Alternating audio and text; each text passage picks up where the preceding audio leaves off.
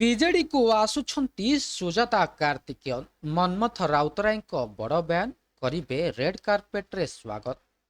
ଓଡ଼ିଶା ରାଜନୀତିରୁ ଏକ ବଡ଼ ଖବର ସାମ୍ନାକୁ ଆସିଛି। ଆଇଏଏସ୍ ଚାକିରିରୁ ସ୍ୱେଚ୍ଛାକୃତ ଅବସର ନେଇଥିବା ସୁଜାତା ଆର୍ ପାଣ୍ଡ୍ୟନ ଖୁବ୍ ଶୀଘ୍ର ବିଜୁ ଜନତା ଦଳରେ ସାମିଲ ହେବାକୁ ଯାଉଛନ୍ତି। ଏଭଳି ଏକ ଚାଞ୍ଚଲ୍ୟକର ଦାବି କରିଛନ୍ତି ବିଜେଡି ନେତା ମନ୍ମଥ ରାଉତରାୟ।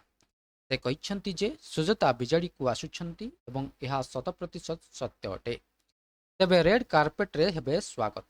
ମନ୍ମଥ ରାଉତରାୟଙ୍କ କହିବା ଅନୁଯାୟୀ ଦଳ ଚାହୁଁଛି ଯେ ସୁଜାତା ଯେତେ ଜଲ୍ଦି ସମ୍ଭବ ଦଳରେ ସାମିଲ ହୁଅନ୍ତୁ। ସେ ଆସିଲେ ଦଳୀୟ ନେତା ଓ କର୍ମଚାରୀମାନେ ଅତ୍ୟନ୍ତ ଖୁସି ହେବେ ଏବଂ ତାଙ୍କୁ ରେଡ୍ କାର୍ପେଟ ବିଛାଇ ଦଳକୁ ସ୍ୱାଗତ କରାଯିବ। ତେବେ ସେ ନେବେନି ପଦବୀ, ସାଧାରଣ କର୍ମୀ ଭାବେ କରିବେ କାମ।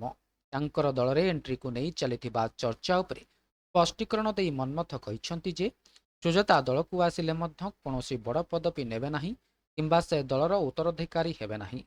ସେ କେବଳ ଜଣେ ସାଧାରଣ କର୍ମୀ ଭାବରେ ଓଡ଼ିଶାର ବିକାଶ ପାଇଁ କାମ କରିବେ।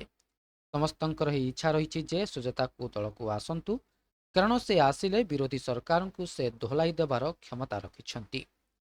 ତେବେ ନବୀନ ରାଜି ଥିଲେ, କିନ୍ତୁ ସୁଜାତା ଅରାଜି ଥିଲେ। ଏକ ସମୟରେ ବିଜେଡି ସୁପ୍ରିମୋ ନବୀନ ପଟ୍ଟନାୟକ ସୁଜାତାଙ୍କୁ ଦଳରେ ସାମିଲ କରିବା ପାଇଁ ସମ୍ପୂର୍ଣ୍ଣ ରାଜି ଥିଲେ, କିନ୍ତୁ ସେତେବେଳେ ସୁଜାତା ନିଜେ ଏଥିପାଇଁ ଅରାଜି ପ୍ରକାଶ କରିଥିଲେ। ହେଲେ ଏବେ ସୁଜାତା ଦଳକୁ ଆସିବା ପାଇଁ ରାଜି ହୋଇସାରିଛନ୍ତି ବୋଲି ମନ୍ମଥ ରାଉତରାୟ ପ୍ରକାଶ କରିଛନ୍ତି।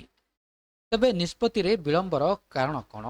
ମନ୍ମଥଙ୍କ କହିବା କଥା ହେଲା, ବିଗତ ଦିନରେ ଚାଲିଥିବା କିଛି ନକାରାତ୍ମକ ପ୍ରଚାର ଯୋଗୁଁ ସୁଜାତାଙ୍କ ମନୋବଳ ସାମାନ୍ୟ କମିଯାଇଥିଲା, ଯେଉଁଥିପାଇଁ ତାଙ୍କର ନିଷ୍ପତ୍ତି ନେବାରେ ବିଳମ୍ବ ହୋଇଛି।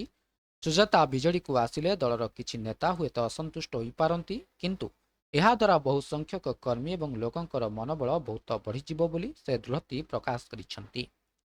ତେବେ ଏହା ଥିଲା ସମ୍ପୂର୍ଣ୍ଣ ଅପଡେଟ୍ଟି। ଭିଡ଼ିଓଟି ଭଲ ଲାଗିଥିଲେ ଭିଡ଼ିଓଟିକୁ ଲାଇକ୍ କରନ୍ତୁ, ସେୟାର କରନ୍ତୁ ଏବଂ ଚ୍ୟାନେଲଟିକୁ ସବସ୍କ୍ରାଇବ୍ କରିବା ପାଇଁ ଭୁଲନ୍ତୁ ନାହିଁ।